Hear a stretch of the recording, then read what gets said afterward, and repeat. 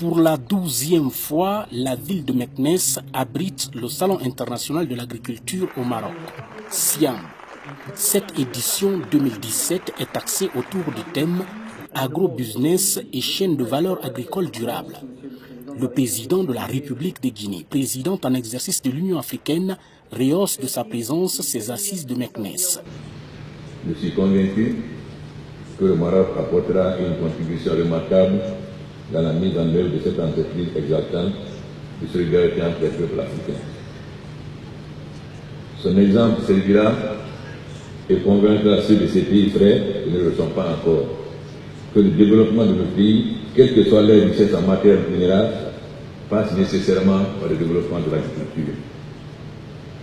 L'impact de la mise en œuvre du plan Maroc vert, découlant de la vision extraordinaire de Sa Majesté le roi Mohamed VI, sur le développement remarquable de l'agriculture marocaine, sur la lutte contre la pauvreté et sur les garanties de sécurité alimentaire qui en sont découlées, sont autant de preuves de la richesse de la vision de Sa Majesté le roi Mohamed VI.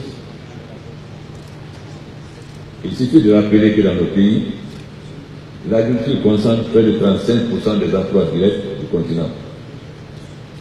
Elle génère des revenus de près de 70% de la population, soit plus de 600 millions d'hommes. Elle est la première activité économique de 95% des pays africains. Pour se convaincre de l'impérieuse nécessité de donner au développement de notre agriculture la priorité requise en rapport avec l'impact qu'il peut avoir sur la croissance économique et la lutte contre la pauvreté. C'est pour ces mêmes raisons que déjà dans mon projet de société proposé au Guinée en 2010, pour recueillir leur confiance, j'ai mis l'accent sur ce qui devait être une priorité de mon gouvernement, priorité auquel figurait en bonne place le développement de notre agriculture à côté de l'énergie, de l'éducation, de la santé, des infrastructures, etc. Le développement de l'agriculture, nous pouvons maximiser ces efforts sur la croissance économique, que s'il y a des infrastructures d'irrigation, de stockage, de transformation et d'évacuation des récoltes et d'accès au marché. Et s'il y a l'énergie pour le traitement et la transformation des récoltes. Et si les agriculteurs sont bien formés et bien portants et incités à produire plus et mieux, et parce qu'ils gagnent des revenus qui leur permettra d'améliorer leur conditions de vie, d'inscrire leurs enfants et de préparer la pérennité de leur exploitation familiale. La gestion rationnelle et durable des sols et des fertilités, le développement de la petite irrigation et la maîtrise aussi complète que possible des eaux sur les grandes plaines, l'agrégation des petits agriculteurs aux grandes exploitations agricoles et aux agrégations agro-industrielles sont autant d'orientations dans la mise en œuvre de nos programmes de développement économique durable. C'est le lieu de remercier Sa Majesté le roi Mohamed VI et le royaume sérifien pour leur constante disponibilité à nous accompagner dans nos différents domaines, en particulier par la mise à disposition d'un laboratoire mobile des sols, le déploiement à travers notre pays d'une caravane pour la promotion de la culture de fertilisation raisonnée dans l'agriculture guinéenne, la fourniture en cours d'exécution de 100 000 tonnes d'engrais comportant un don de 20 000 tonnes d'engrais complexes et divers, autre action de renforcement des capacités à différents niveaux. Cette disponibilité du Maroc à partager son expérience s'est manifestée encore une fois lors du COP22. C'est le sens de l'initiative pour l'adoption de l'agriculture africaine et changement climatique, dite initiative AAA, que Sa Majesté le roi a promis lors de la COP22. Cette initiative constitue une réponse innovante et concrète aux défis communs posés par les changements climatiques aux paysans africains sur l'ensemble du continent. Car l'initiative AAA, c'est le soutenu, et moi je la soutiens vigoureusement, permettra de lever des financements très importants au profit de la petite agriculture africaine. Je voudrais dire aux organisateurs ma totale adhésion au choix de l'eau comme sujet central de ces assises, et ce d'autant plus que je viens d'un pays où avec la maîtrise de l'eau, on peut multiplier les rendements de nos cultures par 4 jusqu'à 8 par fois. La bonne gestion de nos ressources hydrauliques, aussi bien des fins agricoles, énergétiques halieutique, piscicole sont autant de sources de croissance de notre économie et de lutte contre la pauvreté. Votre choix est tout indiqué à un moment où le monde prend conscience des enjeux vitaux liés à la préservation et la bonne gestion de l'ordre brut et à toutes les conséquences désastreuses et que nous devons faire face si rien n'est fait. Le président en exercice de l'Union africaine énumère un certain nombre d'objectifs clés qui permettront désormais au continent de prendre son destin en main.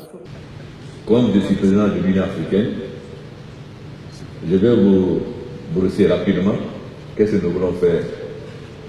La première chose, c'est que l'Afrique prenne son destin en main. Je l'ai dit à Abidjan, je l'ai dit à Paris, nous ne voulons plus que les jeunes occidentales ou autres nous dictent ce que nous devons faire. L'Afrique doit définir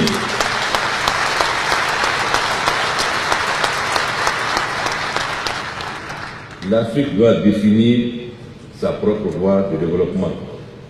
Personne ne viendra développer l'Afrique à notre place. L'Afrique doit définir sa voie de progrès vers plus de démocratie. C'est vrai qu'il y a des principes universels qui gouvernent la démocratie, mais il est important qu'on laisse les Africains adopter ces principes universels à leurs conditions concrètes. On peut se poser la question, pourquoi les pays occidentaux n'ont jamais demandé aux pays asiatiques de limiter les mandats ou de ne pas avoir de présence qui dure? Comment l'Asie du Sud-Est a pu se développer? Comment la Malaisie a pu se développer s'il n'y a pas de continuité? La chance du Maroc, c'est d'avoir cette continuité qui fait qu'aujourd'hui, le Maroc va devenir une réalité.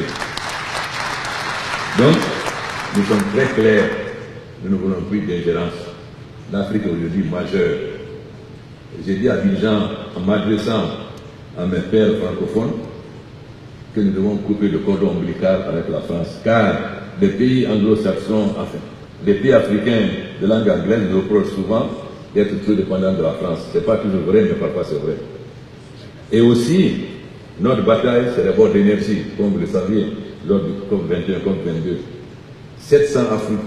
700 millions d'Africains n'ont pas accès à l'énergie. C'est-à-dire 7 Africains sur 10 n'ont pas accès à l'énergie. Or, vous savez très bien que sans énergie, il n'y a pas de développement.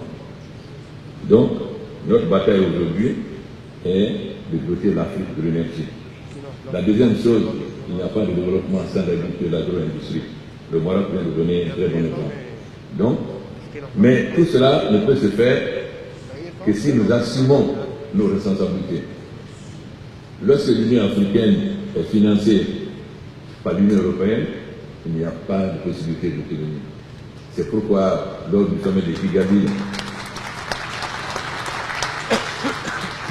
dernier sommet de Kigali et ensuite de l'Addis Abeba, nous avons décidé de consacrer 0,2% de nos importations au financement de l'Union africaine. Car si nous n'avons pas notre indépendance financière, nous ne pouvons pas parler haut et fort. Ensuite, nous avons engagé des réformes de l'Union africaine. Parce que très souvent, les chefs d'État ne prennent pas tout au très au sérieux de l'Union africaine. Donc, nous avons confié au président Kagame de nous faire des propositions pour la transformation du fonctionnement de l'Union africaine. Nous avons constaté aussi que lorsque l'Afrique parle d'une seule voix, elle est écoutée.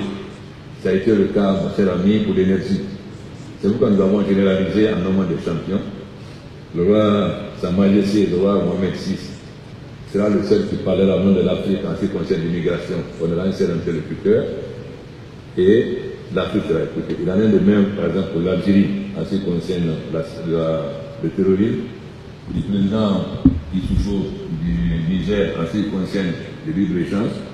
Comment voulez-vous que l'Afrique se développe lorsque nous avons des barrières douanières qui ne permettent pas au commerce de se développer? Seul le développement du commerce intra-africain peut nous permettre de nous libérer. Ensuite, le président Alassane Ouattara de Côte d'Ivoire est chargé de programme 2063. Et en ce qui concerne le président Idriss Déby, c'est lui qui est chargé de l'application de notre dernier mot d'ordre, qui est d'investir dans la jeunesse. Donc, je tiens à vous dire haut et fort que l'Afrique est mieux. Nous ne voulons plus d'ingérence Ce sont des ingérences qui nous ont amené tous les problèmes. À Deauville, nous avons mis en garde les grandes puissances à l'époque. N'intervenez pas en Libye. Votre intervention aura deux conséquences. La somalisation de la Libye et la prolifération des armes chez nous. Vous voyez, aujourd'hui, il n'y a pas d'État en Libye et il y a le terrorisme au Mali, au Burkina, au Niger, etc. Donc, nous avons décidé que c'est l'Union africaine qui va trouver la solution au problème libyen. Il en est de même de tous les autres problèmes. Mais surtout, ce qui a été important au niveau de l'Afrique aujourd'hui, c'est que les chefs d'État africains ont montré que face aux grands enjeux, aux grands défis auxquels nous sommes confrontés, nous ne pouvons pas nous diviser sur un problème. Beaucoup de gens avaient pensé que le retour du Maroc à l'Union africaine allait nous faire éclater. Mais le Maroc a été admis par consensus.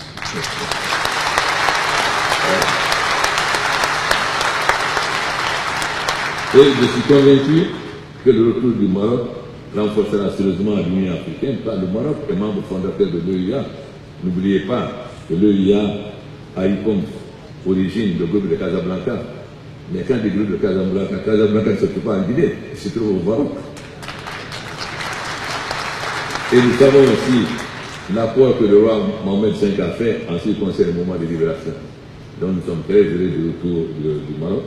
Et nous sommes convaincus qu'avec sa force diplomatique et sa capacité économique, le Maroc apportera beaucoup. Donc, j'ai dit aussi à Abidjan que nous devons faire confiance aux hommes d'affaires africains. Très souvent, nous avons le complexe en pensant que c'est les Occidentaux peuvent nous développer. Aujourd'hui, non. L'Afrique va être non seulement un grand marché, mais l'usine du monde. Comme je l'ai dit souvent, c'était la Chine qui était l'usine du monde. Vous savez, la Chine a atteint un point aujourd'hui pour son développement et doit compter sur son marché intérieur, donc augmenter les salaires. Donc, elle n'aura plus de main-d'œuvre bon marché. Nous avons une main-d'œuvre bon marché, mais on avait un handicap, on n'avait pas la maîtrise technologique. Aujourd'hui, nous avons la maîtrise technologique. Grâce à la maîtrise de l'énergie, nous allons non seulement pouvoir donner du travail à nos enfants et ne pas avoir de spectacle qui fait honte à tous les chefs d'État africains, de voir nos enfants mourir dans le désert libyen ou dans les eaux de la Méditerranée. Donc, ça veut dire que nous devons remplacer la Chine comme usine du monde. Mais cela n'est pas possible s'il n'y a pas d'intégration africaine. C'est pourquoi notre bataille principale est que l'Afrique s'intègre, que tous les États soient ensemble pour qu'on ait un véritable développement économique. Face à la Chine, à l'Inde, au Brésil et à l'Union européenne, nos États seuls n'ont pas d'avenir. C'est pourquoi la démocratie est fondamentale.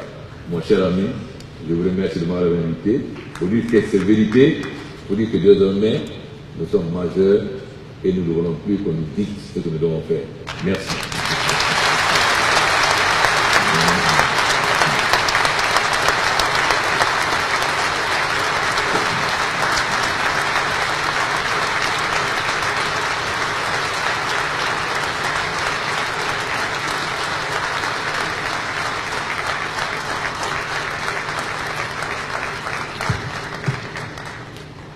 L'ambition du professeur Alpha Condé est donc bien claire. Elle consiste tout simplement à faire en sorte que tous les pays du continent se solidarisent davantage en vue d'une forte intégration africaine.